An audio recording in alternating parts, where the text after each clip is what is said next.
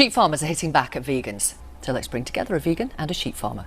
Phil Stocker is a sheep farmer and chief executive of the National Sheep Association, which represents the industry. I couldn't think of a more horrible job if I wanted to. And Ed Winters is an animal rights activist, also known as Earthling Ed, who wants to see a vegan world. Don't you? Yes, I do. Okay. So a lot of the stats and the messages that are going out are simply misleading and don't reflect the way that sheep farming is taking place here in the UK. Before you respond, what's the thing that's the most misleading in your view? Be specific if you would. I think it's that eating meat is damaging to people's health, and yet we know that as part of a balanced diet, it's a very healthy way to keep yourself in good order. The cooked meat carcinogens implicated in promoting the initiation, growth, and spread of breast cancer may also increase the risk of prostate cancer. These cooked meat carcinogens have also recently been associated with increased risk of kidney cancer, colon cancer, lung cancer, and pancreatic cancer, which is not a cancer we want to get. And yet we know that as part of a balanced diet, it's a very healthy way to keep yourself in good order. And there were two studies released last year. The first was the most comprehensive study that ever looked at the relationship between farming and the environment.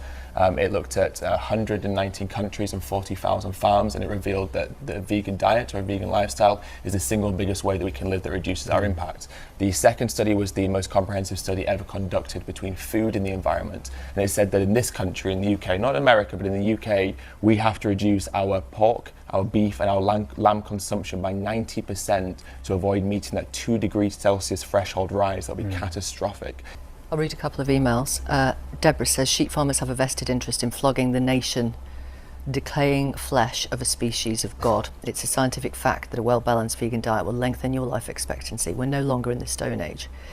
Mark says, the health benefits or disadvantages are of no interest to me whatsoever, actually. I do not want to be part, though, of the cruel and violent animal exploitation industries.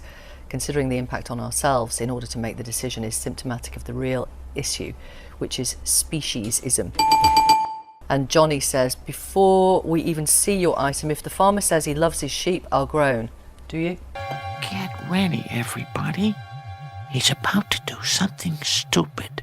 I absolutely do love my sheep. He goes on, you can't deliberately breed baby animals specifically to die in a state of terror and say you love them. Hang on, let me finish. People naturally eat meat, but just be honest about where it comes from, pain and terror. How do you respond to Johnny? Absolutely not. I would argue that sheep are almost in this world when we're trying to find sustainability, sheep are almost the ultimate in renewable technology. What?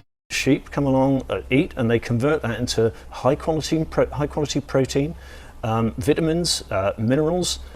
It's a bold strategy, Cotton. Let's see if it pays off for them. Cholesterol, saturated fat, trans fat, and yet studies coming out from Harvard and Cornell and other very prestigious institutions are very clearly shown there's a direct correlation between consuming these products and our leading diseases and illnesses. And I really want to get back to that point about looking after animals.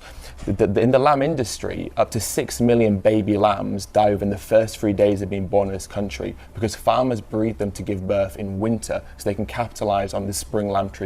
So it's absolutely not right that they're pushed to lamb early for the spring trade. That statistic comes from the National Disease for Animal Inspection Service. So it's not a biased thing. This is a organisation that works within the industry, and they say anywhere between 10 and 25% of newborn baby lambs die within the first 3 days of birth. And that's because you're capitalising on a vested interest to make money from a very profitable time of year.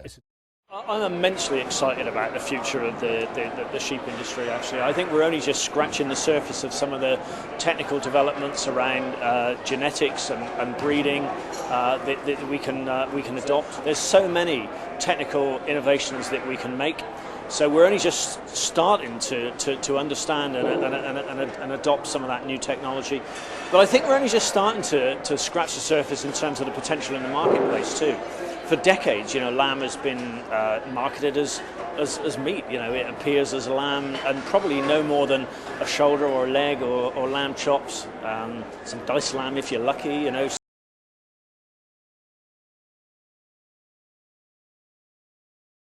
So product development has been really quite slow. We're starting to see that speed up now. You know, for all those reasons, I think we've got a fantastic future. And that's not what even talking about the potential for the export market in China and Asia. And we know that demand for our products is going to grow out there too. So there's loads of reasons why you'd say there's a lot to be optimistic about in this industry. That's brilliant. Good. All right. Thanks. No, it's a pleasure.